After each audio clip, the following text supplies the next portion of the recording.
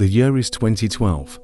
YouTube was gaining massive success with nearly 1 billion users visiting the platform every month. The website was dominated by channels like Smush, Nigahiga and PewDiePie, who gained popularity for their knacking comedy and Let's Play style of videos. When these mainstream channels were gaining popularity, a new niche was blooming silently in the corner, which would end up shaking the internet in the future.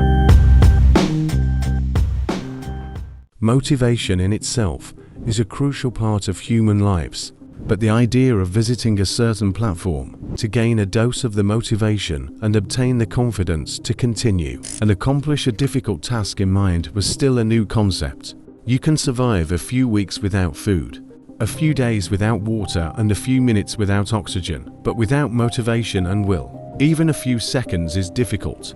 Tracking the true origin of motivational video is impossible, as the very concept of motivation can be found rooted deep into human evolution. But if you were to ask, when did it become popular on YouTube? The answer would be 2012 and ahead.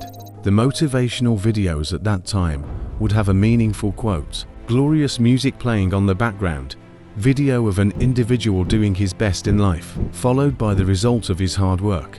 These videos were magical. Any individual watching the video would get the feeling of elevated confidence, the feeling that they are capable of anything and everything. This recipe of inspiring video became a massive hit. Motivational video industry became a massive money printing business on YouTube. It didn't take long for the villains to arrive on the scene. What started with a humble approach to motivate people while earning advertisement money became victim to a scam funneling mechanism. You're all capable of owning your own business and being your boss. Like I said, we've got a lot of high school and college kids all over the nation, all over the world now doing this business. Okay, it's happening all around you tonight. All you have to do is make a decision to do it. The funneling worked like a charm. These fake gurus were selling low value and reused type of courses that didn't provide enough knowledge in contrast to subscription price to the course subscribers, but were gaining massive profit for themselves. On the 3rd of September 2015, Tai Lopez released his infamous "Here in My Garage" YouTube ad. Here in my garage, just bought this new Lamborghini here. It's fun to drive up here in the Hollywood Hills. But you know what I like a lot more than materialistic things? Knowledge.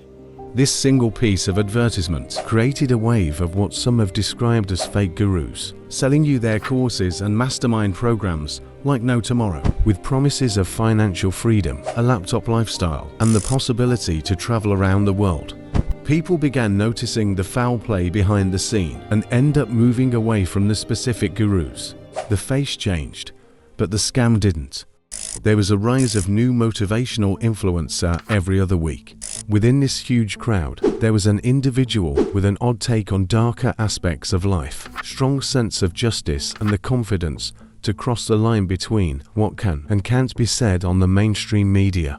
Andrew Tate got his slot in the controversy radar from his appearance on the British reality show Big Brother during its 17th series.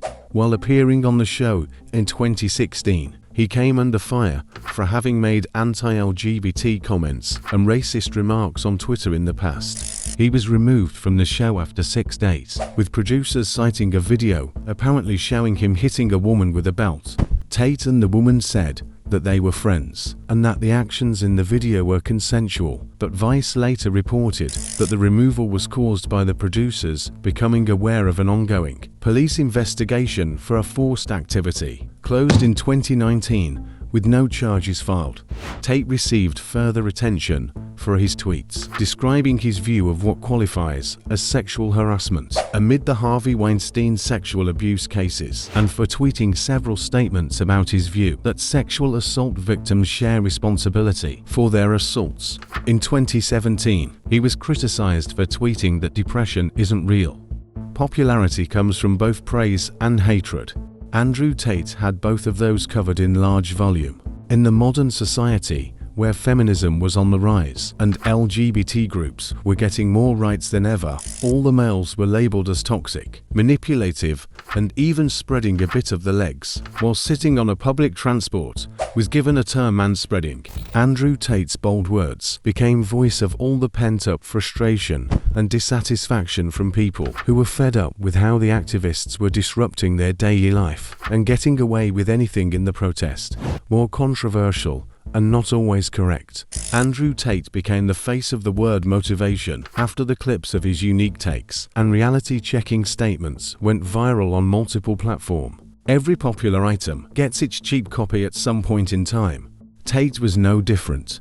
While Andrew Tate wasn't the morally correct face to motivate people as a shady individual running a webcam business, he did show some respect to women and gave credits where due. But Andrew stating some unique facts from a different perspective gave green light to every random Joe on internet to talk trash about female population, and nothing fits the description more than the Fresh and Fit podcast. The podcast brings some attractive ladies to the room, which includes girls from adult industry or online models, and entertains their viewers by revealing their daily life and questioning their morality and sanity. The sole purpose of the podcast is to remind them of their life and their future in worst possible way, while zero effort made to help them change their life for better. While the words of Andrew Tate generated a massive chaos on the internet, resulting in his ban from nearly every platform, the relevancy of the Fresh and Fit podcast diminished a lot after Charlie's video explaining how they're the most embarrassing alpha male ever.